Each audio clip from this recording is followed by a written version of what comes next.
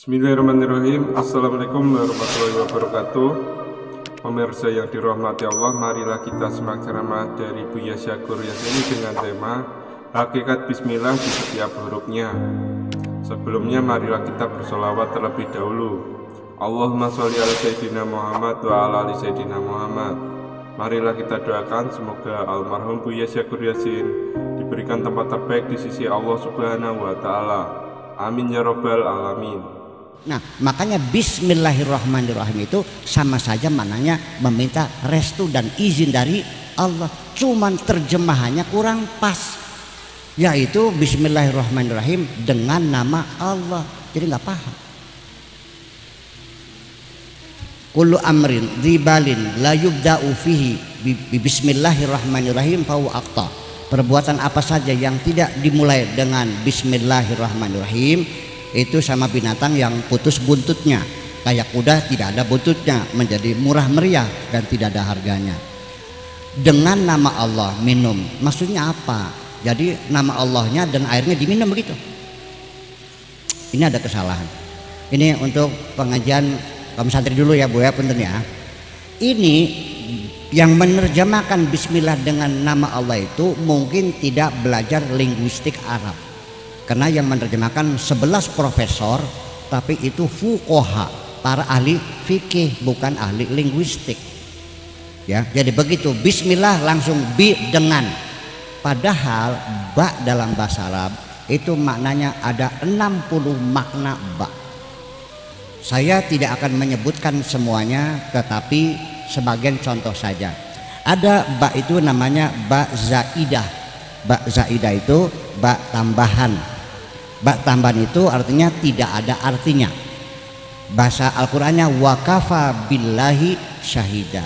Wakafa billahi, bukan dengan Allah, tapi wakafa billahi syahida, cukup Allah saja sebagai saksi. Ba-nya nggak ada makna, namanya ba zaidah. Ada lagi ba namanya ba qasam, billahi maknanya demi Allah. Ada lagi ba sababiyah, ya, ana maujudun biwujud, jika aku ada di sini dengan sebab kamu ada di sini. Banyak sekali. Nah, salah satunya ba itu ada bermakna isti'anah. Isti'anah itu artinya dengan menggunakan, seperti doroba zaidun kalban bil asa. Zaid mukul anjing dengan tongkat, bil asa dengan tongkat. Zabahtu dajajata bisikin, saya menyembelih ayam dengan pisau. Jadi ba maknanya dengan isti'anah. Isti'anah itu masuknya dalam pada isim alat. Memukul dengan tongkat, tongkat itu alat. Menyembelih dengan pisau, alat. Jadi kalau bismillah maknanya dengan, berarti Allah sama dengan alat. Oke. Jadi yang benar gimana? Bahasa Indonesianya bukan dengan nama Allah, tapi atas nama Allah. Atas nama Allah. Al-Mukarram Kiai Haji Abdul Aziz saatnya memberikan sambutan, cuman suaranya sedang sakit tenggorokannya, minta kepada saya, Pak Kiai Syakur tolong sambutan atas nama saya. Mangga Pak Kiai. Di situ saya mengatakan saya atas nama tuan rumah menyampaikan terima kasih atas kehadiran bapak-bapak dan ibu-ibu sekalian.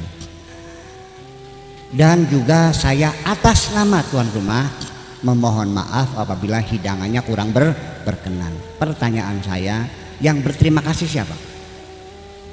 Tuan rumah. Yang minta maaf siapa? Tuan rumah. Saya atas nama. Artinya saya pidato di sini disuruh oleh tuan rumah. Maka ketika kita baca Bismillahirrahmanirrahim minum, artinya bahwa saya minum ini disuruh oleh Allah. Ibadah bukan? Itu persoalan. Ya, oke, paham? Nah, itu makanya kita mesti diuji kembali, ya kan, supaya agama kita menimbulkan kedamaian di hati, bukan menimbulkan pertengkaran. Makanya perlu dimaknai ulang. Ya, ini ada sesuatu yang konslet. There is something wrong, ada sesuatu yang salah dalam pemahaman agama Islam. Nah, tapi susahnya ini kadang-kadang Pak Asda, kadang-kadang enak ngomong sama orang awam, kadang-kadang. Kalau orang sudah agak pinter susah. mendalil. Iya, akan tetapi nyongan rokayane hanya saja, namun demikian ya udahlah terserah itu. Jadi kita kembali lagi persoalannya bahwa masalah kematian kembali lagi itu bukan hal yang perlu ditakuti, karena itu sesuatu yang pasti. Nah, kembali lagi kenapa kita tidak mau pulang? Kenapa tidak muncul kerinduan? Sebabnya tadi karena terlalu banyak dosa-dosa yang kita lakukan. Kita tabungannya belum cukup ya, karena uangnya habis buat diskotek, naik klub ya, buat booking cewek 80 juta 80 juta. Iya kan? Ya, 80 juta ya. Bayang itu, sekali eksekusi itu 80 juta tuh.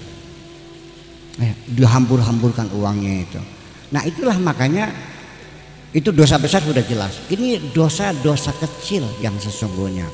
Bahwa nanti sama cerita, di hari kemudian ada orang yang niatnya kepengen belajar benar, mencari mursyid nggak ketemu-ketemu, mencari kiai selalu salah pilih, akhirnya ketipu terus, akhirnya menggandakan uang, cari apa namanya mencari meladrima, pring petuk, cangling babi, kantong macan, samurai, uang Brazil. Ya Allah ya Rabbi, masa belajar benar ke situ-situ kok gimana sih? Saya kasih tahu ilmunya. Kalau ibu pengen mencari mursyid yang benar, cirinya satu, mereka tidak pernah minta upah lillahi ta'ala. Itu cirinya orang benar. Tapi kalau minta wejani, minta uang DP, bohong pasti. Dengarkan para nabi, para rasul, inni lakum rasulun amin fattaqullaha wa ati'un wa ma as'alukum alaihi min ajrin in ajriya illa ala rabbil alamin. Aku tidak minta upah dari kamu, upahku dari Allah semuanya, itu sudah terima beres saja. Ya Pak Edi, begitu kan? Itu salah satu cirinya. Jadi jangan salah pilih. Kalau sudah kelihatan mursyid itu doyan duit, udah tinggal aja assalamualaikum. Ya, karena itu pasti dia bukan tidak disuruh oleh Allah. Nah, begini Bapak sekalian, bahwa orang yang bekerja namanya disuruh oleh Allah pasti akan minta upahnya kepada yang nyuruh, betul nggak? Saya nyuruh tukang bikin, nih Pak Edi lagi bikin gedung pertemuan, gedung serbaguna. Saya menyuruh Pak Edi bikin gedung pertemuan. Kepada siapa minta duit? Kepada yang nyuruh, betul nggak?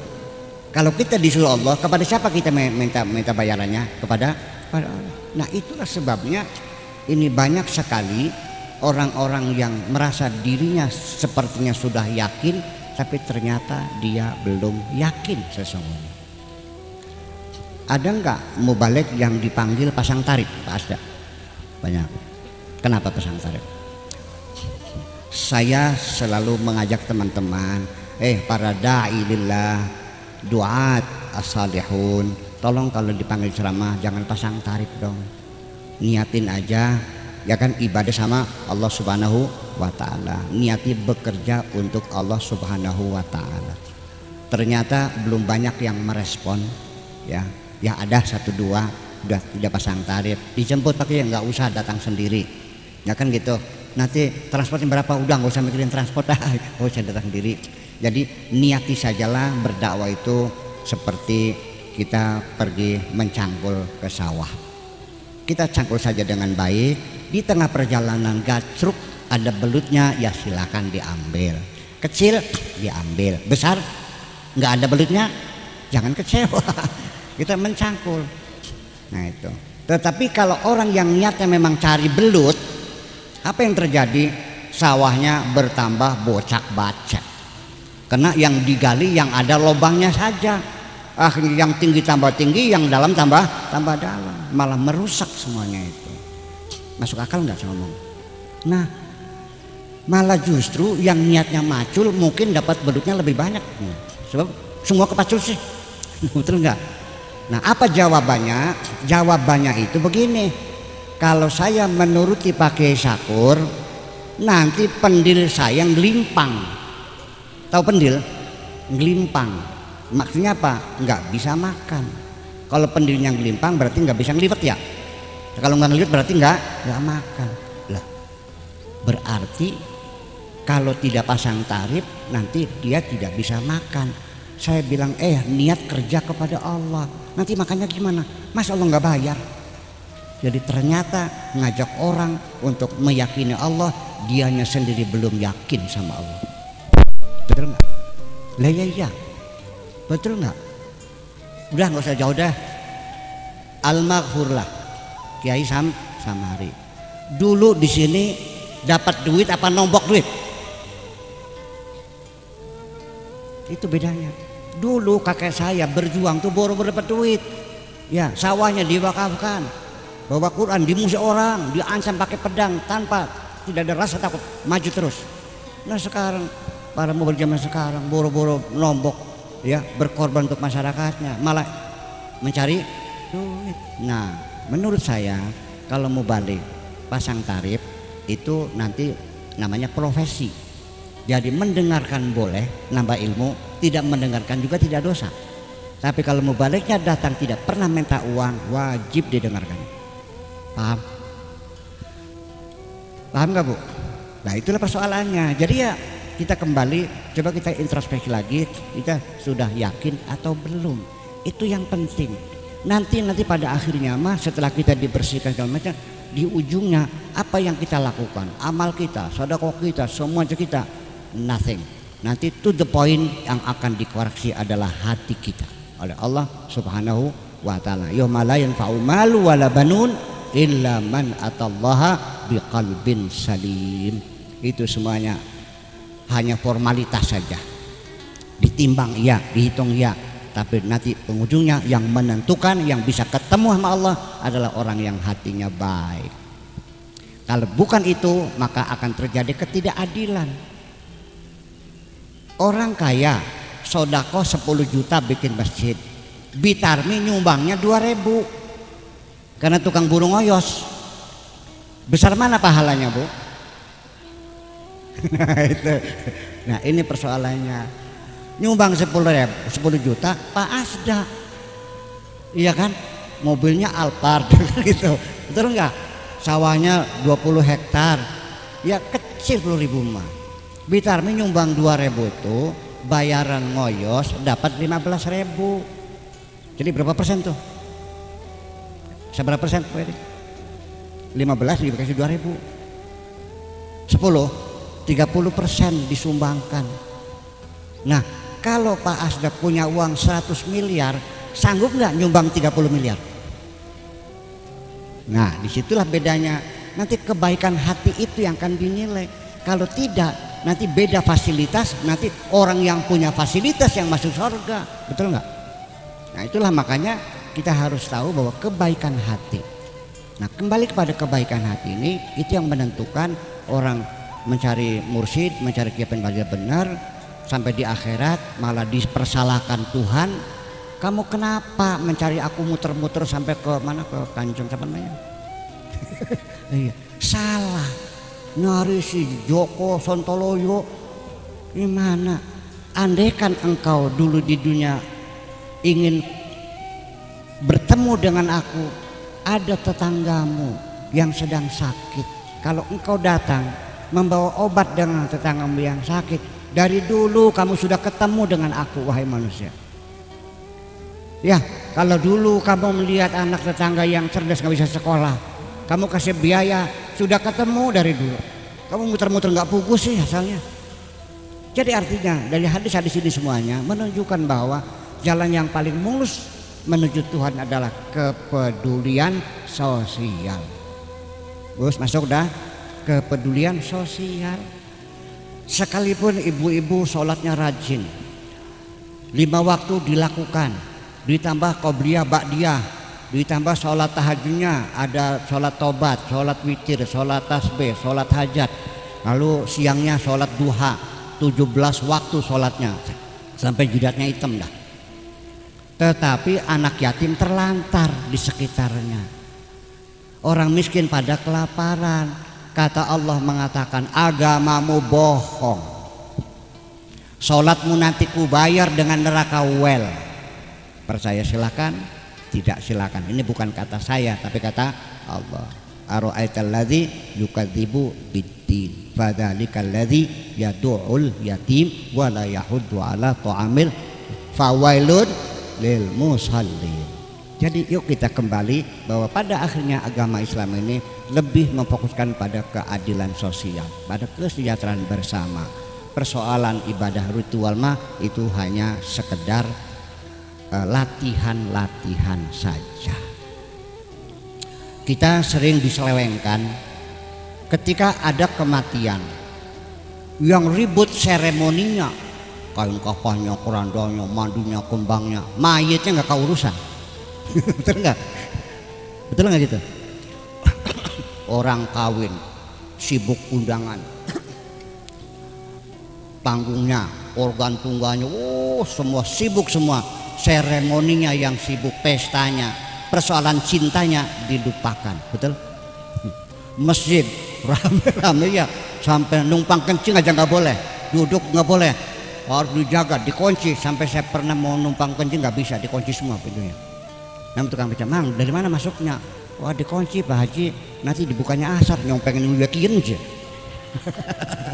Iya, dijaga, dirawat, dihormati segala macam, tapi Tuhannya terlupakan.